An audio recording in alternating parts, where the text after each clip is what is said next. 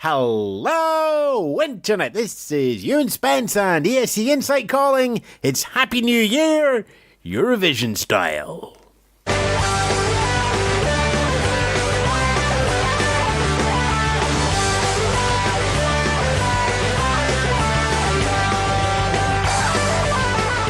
Yes, good afternoon, good morning, good evening. The new season is underway. The fireworks, the sparkles, that's it. The deadline's passed. It's a new Eurovision year running up to the contest next year and we don't know where and we don't know when. So it's kind of like one of those New Years where you'll sit around feeling rather bloated and gassy and going, yeah, it's going to be a good year, but we're not quite sure what shape it is yet. Apart from Sweden, who've already got their first name on the board. But hey, there you go. Welcome to ESC Insights News Podcast. We're going to be here with you on a regular basis right through until we have our winner in 2019. Before then, we've got, of course, all the actions of all the national finals. We've got Junior Eurovision coming up. We got a whole bunch of interviews and articles coming up on the website. We're going to bring you Eurovision in a digestible podcast form. We're going to bring you articles and in-depth discussions on the website. We'll have fun and games on social media, Facebook, Twitter, and the likes as well. Join us and all the other websites that cover the Eurovision Song Contest as well for the year. But let's start off with that September the 1st note. It used to be September 1st was a hard deadline. Nothing before September the 1st for the contest in this season. Everything after September the 1st is perfectly eligible. I mean, if you go back far enough in Eurovision history, it used to be that they released the running order in September, before the songs had even been chosen. So it does evolve over time, and it's worth pointing out that over the last couple of years, the September the 1st deadline has become more of a staging post. I mean, if we look back at last year's, the release date is pretty simple. The composition, i.e. the lyrics and the music, must not have been commercially released before the release date 1-2-1/A. And then following on, in case the composition has been made available to the public, for example, but not limited to online video platforms, social networks, publicly accessible data banks, the participating broadcaster must inform the ESC executive supervisor, which of course is Ewan, who shall have the authority to evaluate whether the composition is eligible for participation in the event. That means if you've got a recording of the song sung by Denmark from a gig 3 months ago and only 50 people saw it, then the chances are that's not gaining a commercial release, that's not a commercial advantage, and it will probably get through. That being said, if you want to be safe, and a lot of the broadcasters say nothing until September the 1st, and even then some broadcasters say don't even put it out there, such as Switzerland. This is our day. This is a deadline. We call it New Year. It has evolved into that. It's not quite the New Year and hard and fast that it's made out to be, but it is still when we start the clock.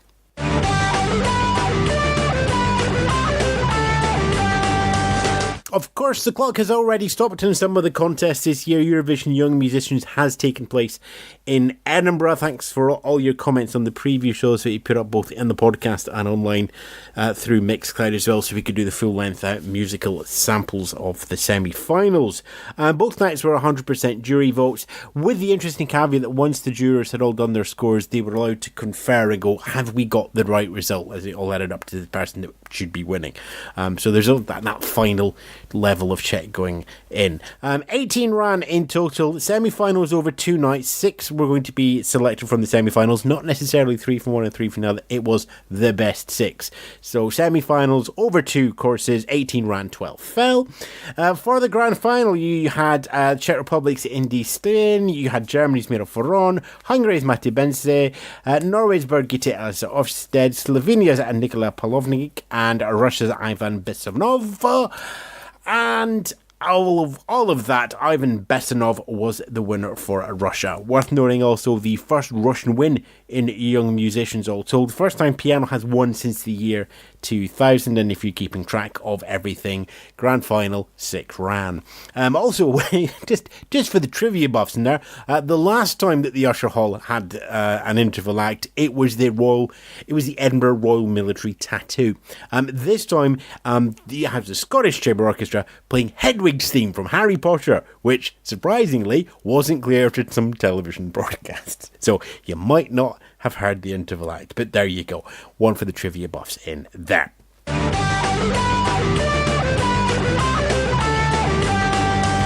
The real action just now in terms of national final selection really goes down to Junior Eurovision, which is taking place on Sunday the 25th of November. It will be in the Minsk Arena, which has a capacity of 15,000.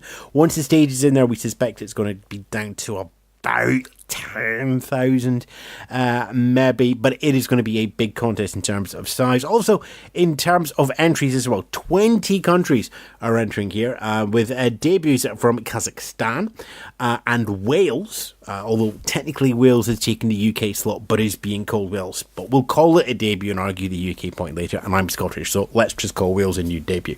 Azerbaijan returning, as are France and Israel. No real surprise that the next year's host of the grown-up contest is deciding to come along to the junior one to see how everything is done. Cyprus is withdrawing. That gives us a full lineup of Albania, Armenia, Australia, Azerbaijan and Belarus, France, Macedonia, Georgia, Ireland and Israel, Italy, Kazakhstan, Malta, Poland and Portugal, Russia, Serbia, the Netherlands, Ukraine and Wales. We already know the hashtag, which is hashtag light up. And we have our first look at the stage design, which looks like this. Very nice it is too. Designed by Galina Gomanova. It's almost like a mini Moscow 2009 stage.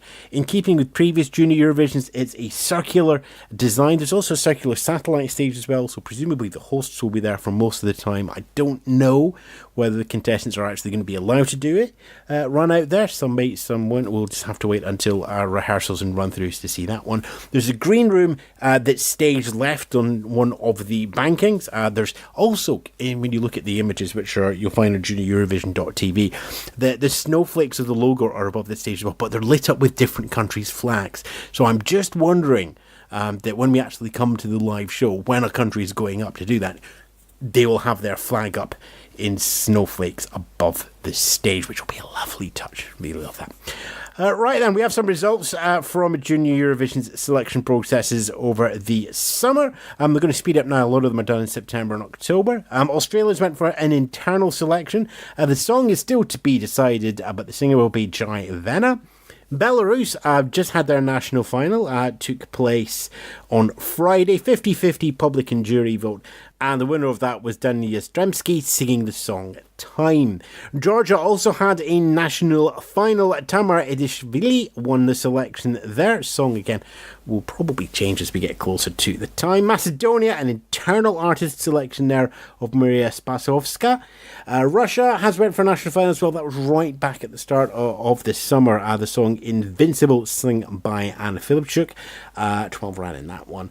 In terms of national finals still to come up, we have Armenia on the 23rd of September, with Israel on the 6th of September, Kazakhstan on the 8th of October, Malta on the 8th of September, Netherlands on the 29th of September. Poland will have a national final at some point during October. They've not locked down the dates. Ukraine will be on the 3rd of September and Wales will be on the 9th of October. We will keep you all up to date on what's coming up next in our diary section, which kicks off at the end of the podcast. Right then, we move from junior to grown up.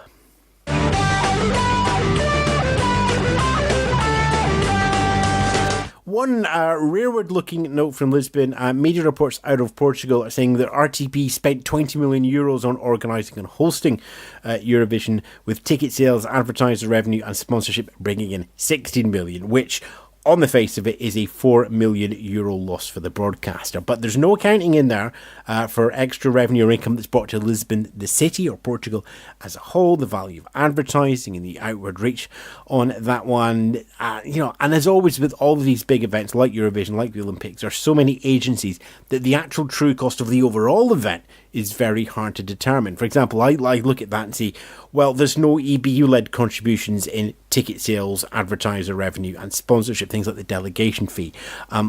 They wouldn't come under any of those three categories, so are they in that 16 million or not? So it's always worthwhile with these things, just having a look at who's writing it, what angle they've got there. I'm not going to say, big news.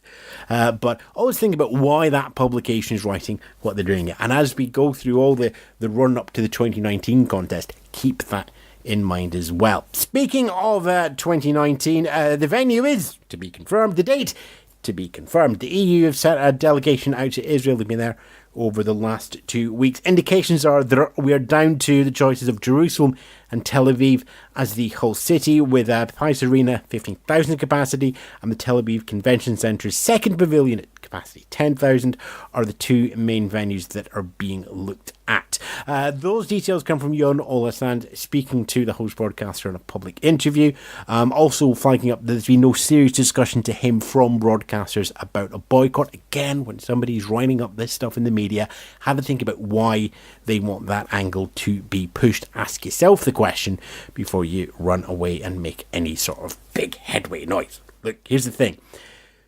Paperwork's not signed yet. When the paperwork's signed and everything's official, we'll all know. Everything before that point is speculation and people just trying to get on top of other people. Every year has stories like this. Every year has scurrilous rumours. This year is having more than most, but it's not an unknown thing. So stay calm, watch the process, and when we have the city and the dates and everything is signed off, we'll let you know. We can start booking flights, we can start cancelling the hotels that are in the wrong city and on the wrong dates, and trust me, we all have them. Certainly we do it inside, and we can look at stuff that we do know about. So specifically the entries. Right now we have 22 countries confirmed. Obviously there's lots more still to come in there. We're not locked in at 22. There are no prominent debuts at the moment. There are no prominent returns, and arguably there's no prominent withdrawals from the 2018 contest. What is worth noting, just for those two, because we're going through kind of summer roundup here, Andorra, Luxembourg, Monaco, Liechtenstein, still not coming along. Bosnia-Herzegovina, still not coming along. They're still under restrictions in related to debt with the EBU. Slovakia is still not coming in because of the financial cost. Turkey, TRT have given a new reason compared to previous years about why they're not coming along to the contest. But given the politics in Turkey and the attitudes towards Europe as a whole, Turkey not turning up at the Eurovision Song Contest does not surprise me. EBU said there are no plans to invite Kazakhstan to Eurovision Song Contest, although they've been invited to Junior Eurovision Song Contest. That's a separate committee and a separate decision altogether. In terms of entries, any broadcaster must have their submission into the EBU by September the 15th. So in 2 weeks' time, the EBU should know the number. October the 10th, any country can withdraw without penalty. October the 11th, you've got that, you said you're coming in, we're going to take some money. A lot of this is so they can calculate things like delegation fees, come back and go, this is how much it's going to cost you. And some may or may not just go, not sure. So the other thing to note here is that even though October the 10th is that sort of, right, that's it, everything's locked in, there's nothing that is said that they publicly have to say who's entering on October the 10th. Just because the list is in the EBU office doesn't mean it's going to be public. Lots of broadcasters might confirm individually. We may all pick up the phones to the heads of press. We know, go, so are you going or not? We'll be able to tell you that way and add them all up together. But there may not necessarily be an official entry count on those dates.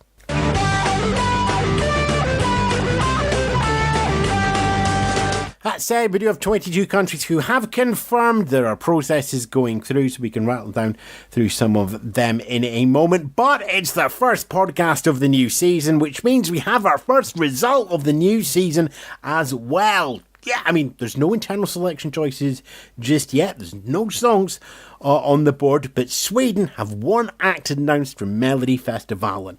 And as always, one of the acts performing in P4 Nasta, the radio song contest held inside Sweden, are selected to go forward and get a slot in Melody Festivalen. So they'll get there. So we have one name, and it is the group The Lovers of Valdaro, which just sounds like an old Errol Flynn movie. And if it is an Errol Flynn movie, I just want to see it. So anyway, that's it. One name. If we stop now, Sweden's winning. Yay, the equal Ireland's totaling. Lots of stuff goes on. But we've probably got another 10,000 songs to get through in terms of submissions before we get to that point. In terms of submissions, let's see what we got going down the list. Czech Republic, submissions are open now. They will be open until October the 31st. Lead singer has to be a Czech national, otherwise make up the team as you wish. Denmark, technically submissions never close at DR. You can send in a song for Eurovision whenever you like in the year and it will be considered the correct time. But there is a deadline of September the 26th to be considered for Eurovision 2019. So, Denmark, submissions are still open. You have about 3.5 weeks. Finland, Wiley have said that the format for UMK will remain invite only for 2019, so it will be inviting performers, it will be inviting writers and record publishers to contribute to the process and submit their own proposals. Now, that means it could be a single artist selection, a different TV format, all of that is still to be confirmed. But Finland have basically said, we're asking, there isn't an open portal for you to submit a song. You've got to be in the circle to find out. Beyond that, we don't know. Remembering that last year they did have that submission process and they said, nope, you know what, we're going to have with Sarah after they'd had about 300 submissions. So watching Finland with interest. France has confirmed that they'll be using a national final in Destination Eurovision once more. A couple of changes will be going through in terms of hosting and jury, but one that we can be sure of just now is that all 3 shows will be live. Last year, the 2 semi-finals were pre-recorded with 100% jury. Nope. Everything is going to be live. The pressure will be on from the semi-finals. Over in Germany, NDR's Thomas Schreiber has noted that over 1,000 acts applied to sing for Germany at the Song Contest. And on top of that, another 150 Just the Songs were submitted as well. NDR are going to be working on the performers first of all. The 1,000 acts has now been trimmed down to 198. It's nice and precise. I like that. That will be whittled down to 50 and then 20 and then into 6. Once they've all been whittled down, the song search will commence. Writer camps will be started up like they were last year. The performers will come along and writers, and we'll go into the room and see what comes out of that process. And given the result they had last year, they're quite right to do the whole thing again. Israel, of course, are hosting the 2019 contest, so there will be a lot of focus on making sure the main show works through. So using Next Star again for the 15 in a row to select the Eurovision Song Contest entrance again is not a surprise. You know it works. Just run that plan because you've got bigger fish to fry and bigger stages to fill. But Next Star will select the person who will be singing on home ground. And also, in addition, there is a slight tweak this year. There will be 3 shows that will be used to select the song, rather than just have to select the artist and then we will find a song internally. There will be part of that process going on the television as well. Entries for Supernova in Latvia will open this Monday, September the 3rd. They're saying that they're going to be focusing on getting a radio airplay, Spotify streams and such like and go on. So there is a big component of radio listeners and producers in the long list selection process there. So going for hit potential in Latvia. Malta has moved from the Malta Eurovision Song Contest as the national final to using the X Factor Malta in its first year to select the singer. We watch that with keen interest to see how that's going to pan out once they have the singer. Of course, all of these and more details will fill themselves in throughout the year. Sweden, the Melody Festival submission window is open and will be until September the 17th. Presumably, this is for 13 entries. They're going to be running a 28-song contest again. One of those slots has already gone to the Lover of Altaro. SVT tend to select half of the songs themselves, and the other 13 go through an internal jury process once the submission window is closed. So your submission window is for the jury process of, we reckon, 13 songs. They might do the other way around. They might do 14 in the jury and 13 with SVT, but we'll see how that goes. Switzerland, they've not actually, their submission window is now open and will be until October the 1st, but there's also another process going on there as well, which is the application to be on the audience panel. That's now open as well. You can apply at the SRF website, but you do need to be a Swiss citizen to do so. And that, so far, is what we've had over the summer.